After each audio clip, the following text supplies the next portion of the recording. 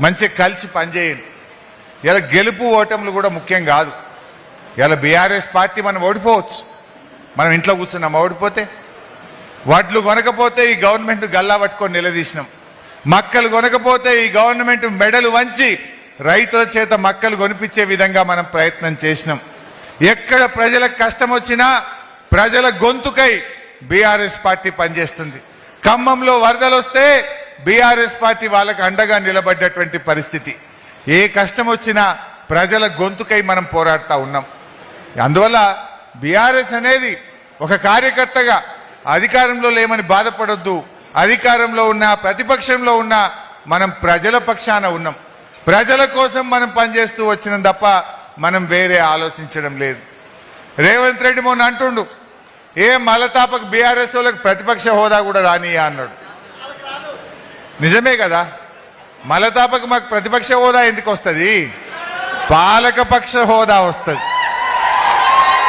పాలకపక్ష హోదాలు ఉంటాం, మేము ప్రతిపక్షంలో ఎందుకుంటాం? మలతాపకు మీకు డిపాజిట్లు రావు, నీ పార్టీకి ప్రతిపక్ష హోదా రాదు, మేము పాలకపక్ష హోదాలో ఉంటాం.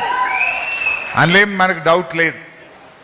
కానీ ఇలా మహిళల్ని లక్షాధికారులు చేస్తా అన్నాడు. అయిందా? ఎవరన్నా కోటీశ్వర్లు అన్నాడు. ఇంకా లక్ష నేనంటున్నా, 1 కోటి మంది మహిళల్ని కోటీశ్వర్లు చేస్తా అన్నాడు. చేసిండా? ఎంతమందిని చేసిండు? ఇప్పుడు నువ్వు కోటీశ్వర్లు చేసిన సంగతి తర్వాత, ఇలా ప్రతి మహిళకు రేవంత్ రెడ్డి గారు ఇప్పుడు 31 నెలలైంది గవర్నమెంట్ వచ్చి. ఎంత బాకీ పడ్డట్టు? మనిషికి 75,000 రూపాయలు బాకీ పడ్డాడు. గా పైసలు మొదలై నువ్వే బాండ్ పేపర్ మీద రాసిచ్చినావు. నెలకు 2,500 మహాలక్ష్మి కింద ఇస్తా అని చెప్పినావు. 31 నెలలైంది. మరి మనిషికి 75,000 ఇవ్వాలనా వద్దా? మరి కోటీశ్వర్ల సంగతి తర్వాత ముందైతే లక్షాధికారులను చేయి, 1,00,000 రూపాయలు. మరి పైసలు లేవా? పైసలు ఉన్నాయి. రేవంత్ రెడ్డి అబద్ధాలు ఆడుతున్నాడు. ఏమనంటే నన్ను కోసుక తిన్నా పైసలు లేవు, నా దగ్గర పైసలు ఎక్కడున్నాయి అంటుండు. కమిషన్లు వచ్చే కాడ పైసలు ఉన్నాయి, అక్క చెల్లెళ్ళకి ఇవ్వమంటే పైసలు లేవు.